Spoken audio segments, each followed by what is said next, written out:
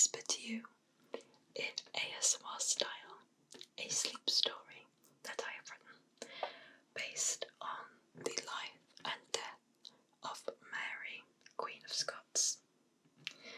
Our story tonight focuses on 16th century England and Scotland, and start to finish we probably will cover a period of about 100 years.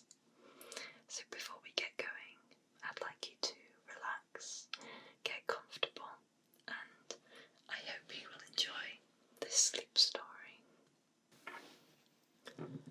I have invited you here so that you may know that under my rule all men will be judged not by their faith but by their actions.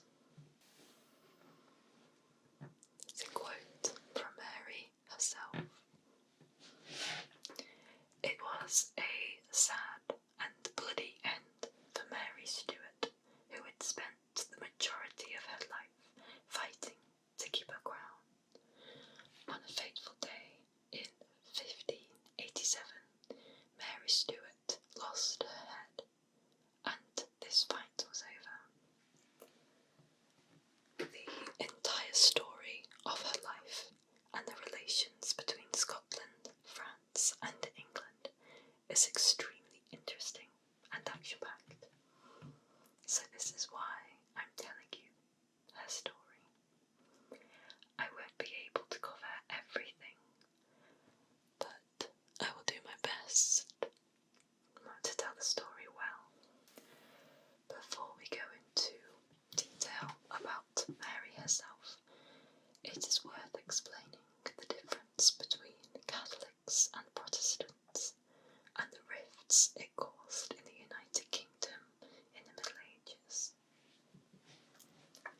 Before the Reformation, England was a Catholic country. As head of the Catholic Church, the Pope was an instrumental and very powerful figure, and English monarchs had to defer to him. During the 12th and the 14th centuries, the relationship between England and Rome became more strained, and England was seeking freedom from papal rule. Importantly, a man called John Wycliffe denounced the church's abuses and translated the Bible into English. This was a big step towards the Reformation, as not relying on translations from Latin gave the English more autocracy in their religion. Importantly, by the 16th century, a scholar named Erasmus had taught theology, which is the study of religion, for years at Cambridge University, meaning that academics were now schooled in religion. Among these academics were Thomas Cranmer and Matthew Parker, and both men later became the Archbishop of Canterbury, which is a very high up role in religion in England. England now had elite members of society that understood religion, meaning that by the time Henry VIII fell out with Rome, England was set to govern its own religion. The catalyst that led to England's separation from Rome was, essentially, a divorce. Most people are aware of the story of Henry VIII and his 6 wives. His first wife, Catherine of Aragon, had not produced him a male heir, and he asked Rome to annul the marriage. This, of course, was problematic for the Pope, and this issue dragged on for 2 years. Impatient, Henry VIII announced his divorce in May 1533 and married Anne Boleyn. In November 1534, the Act of Supremacy was passed by Parliament, granting the king and his successors the title of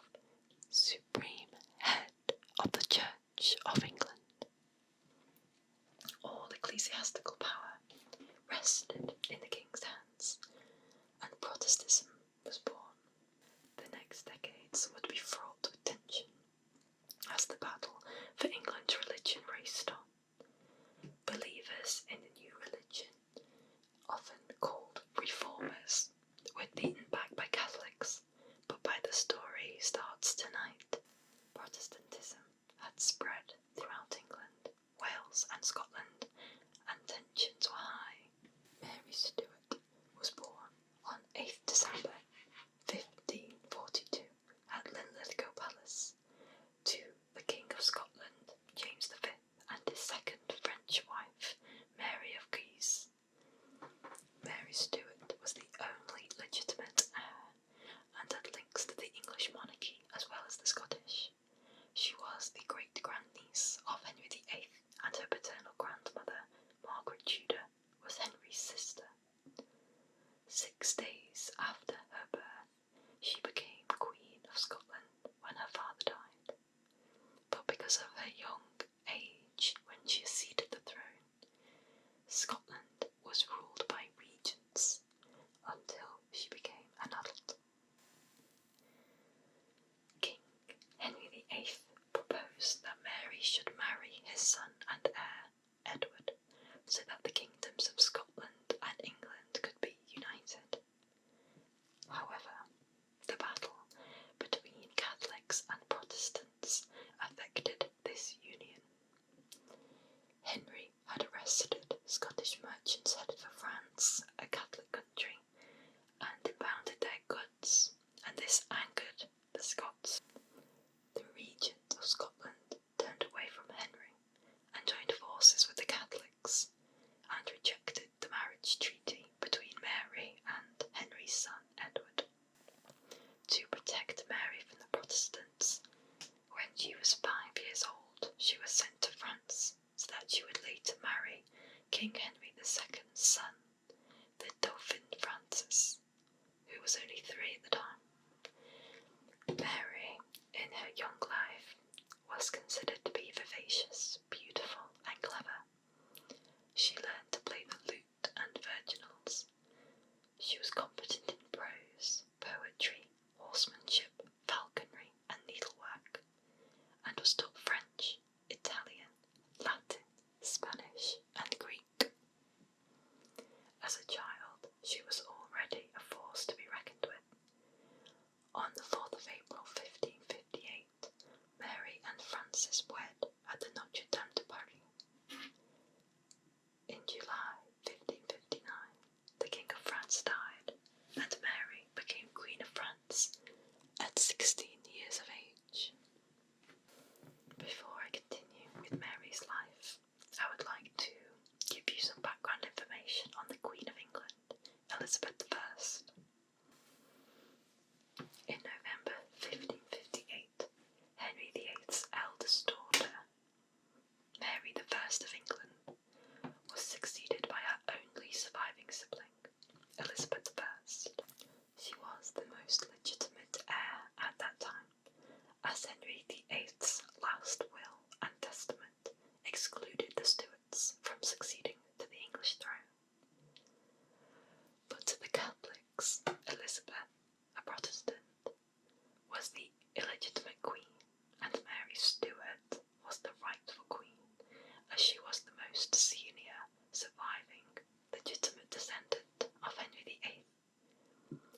Mary's claim to the throne was a constant sticking point between herself and Elizabeth I, and contributed to her later death. Elizabeth was a very interesting character. She was the daughter of Henry VIII and Anne Boleyn, and ruled the English throne for a long time, 45 years in fact. However, when Henry got the marriage to Anne annulled, Elizabeth lost her legitimacy, which would only be restored after her half-sister Mary I's death. It was expected of her to marry and produce an heir, but she never did. In fact, Elizabeth I was celebrated for her virginity, and her unmarried status inspired a cult of virginity related to the Virgin Mary. She she would insist that she was married to her kingdom and subjects under divine protection. In 1599 she spoke of all my husbands, my good people. However, her claim of virginity was not always accepted.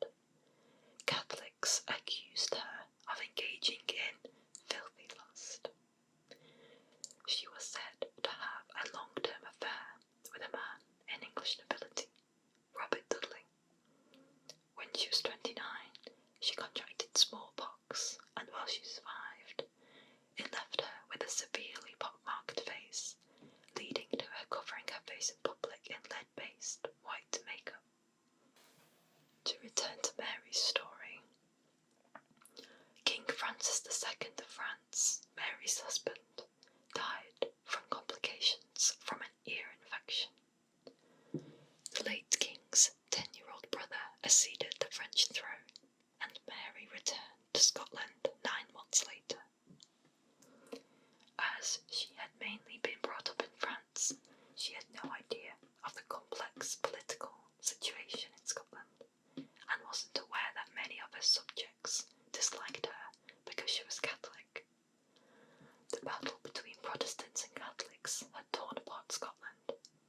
Her half-brother, the Earl of Moray, was a leader of the Protestants, which made the situation for Mary complicated.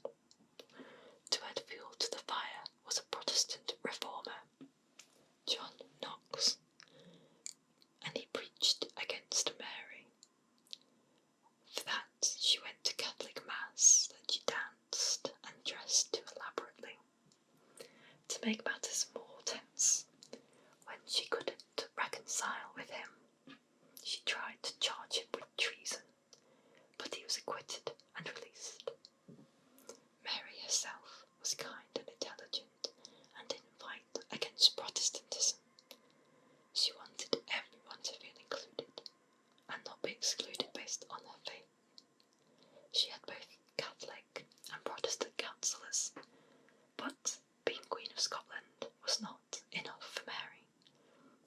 Considering her links to the English throne, she attempted to get Elizabeth to name her heir.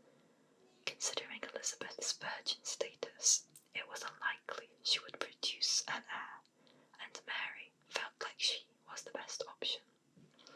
Elizabeth, however, refused. She didn't want the heir presumptive to try and manoeuvre her out of power.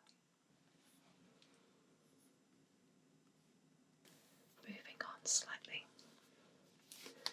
Mary wanted to find herself a husband, but knew that any man would try to manoeuvre power away from her. This, of course, was always going to be an important marriage. Elizabeth tried to control Mary by suggesting that she marry the English Protestant Robert Dudley, who, as you'll remember, was the suspected consort of Elizabeth. To this end, she sent a message to Mary, stating she would support Mary's right to the English throne if she married an English nobleman. However, Mary ended up marrying Henry Stuart, known as Lord Darnley, her half-cousin. Both Mary and Henry were grandchildren of Margaret Tudor and had a link to the English throne, and their union threatened Elizabeth even more. In fact, Elizabeth was furious they had married without her permission, as Darnley was an English subject and her cousin, which was not allowed. Darnley was also a Catholic, which displeased Mary's brother, the Earl of Moray, and he ended up leading a rebellion against her. However, Mary raised an army and beat them back, and Moray fled to England. This is one example of the successes of Mary and shows her popularity. But things were not good for long. Her husband, Darnley, got tired of playing second fiddle to Mary and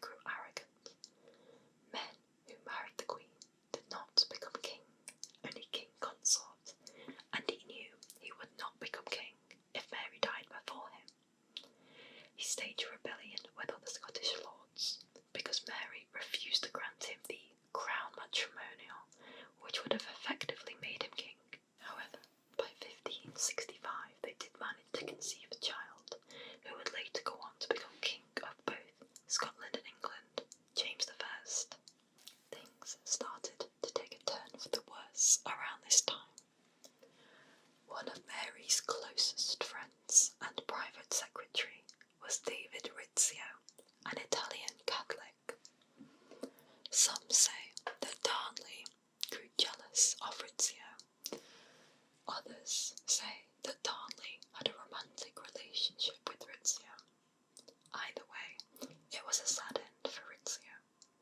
Darnley entered into a secret conspiracy with the other Protestant lords, and it was said that Rizzio was the father of Mary's child rather than Darnley. On March the 9th, 1565, a group of the conspirators with Darnley murdered Rizzio in front of the pregnant Mary at a dinner party in Holyrood Palace. Over the next days, Darnley switched sides again, and he and Mary escaped from the palace. Tensions were high, especially so as Moray had returned to Holyrood, and he, along with the rebel lords Argyll and Glencairn, were restored to the council. Whilst in Edinburgh Castle, Mary and Darnley's son, James, was born. But their marriage did not survive the murder of Rizzio. In 1566, she journeyed by horseback to visit the Earl of Bothwell, and this was later used against her by men who claimed she had slept with him, which was doubly bad. She would have committed adultery and had sex out of wedlock. However, there is no evidence that this actually happened. In terms of her second husband Darnley, he had become a problem. As a Catholic, she did not want to divorce him, but the lords plotted behind her back, leading to his murder. He was found in January 1567 in Kirkfield, and it appeared he had been smothered. Whilst people did claim Mary herself killed him, by the end of February most believed it to be Bothwell, but due to lack of evidence, he was acquitted. In fact, Bothwell actually managed to secure the support of the lords, and a treaty was signed, which allowed him to wed the widowed Mary. From here, the story only gets sadder for Mary. In April 1567, Mary visited her son for the last time.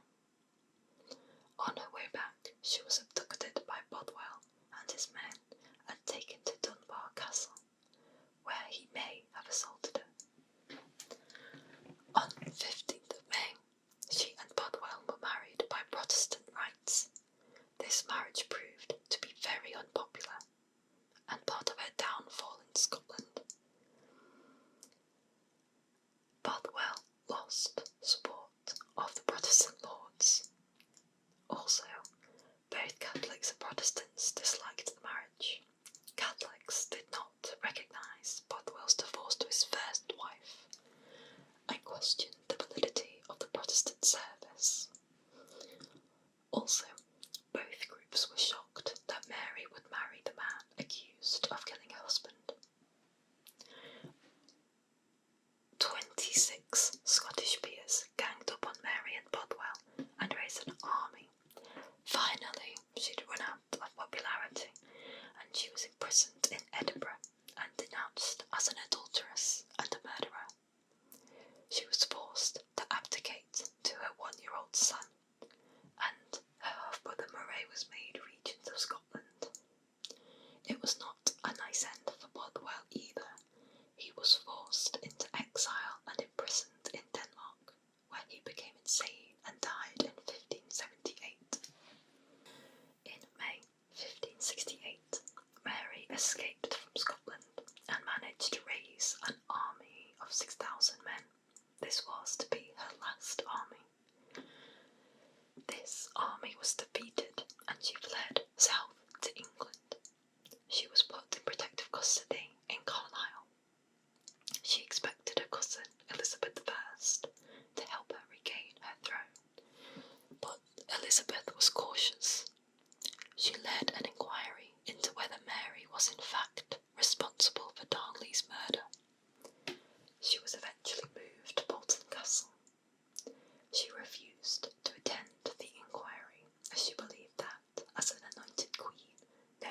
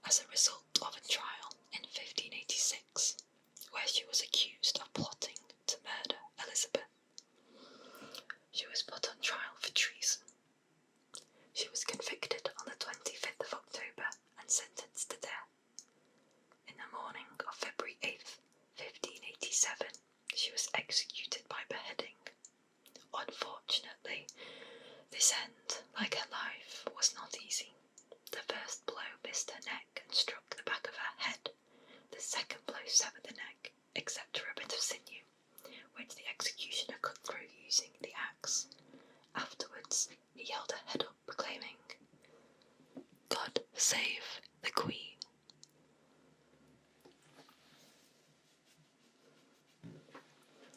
I hope you have enjoyed this sleep story tonight. A little bit like Game of Thrones, but real. It is important to remember Mary's legacy. Her son, James I of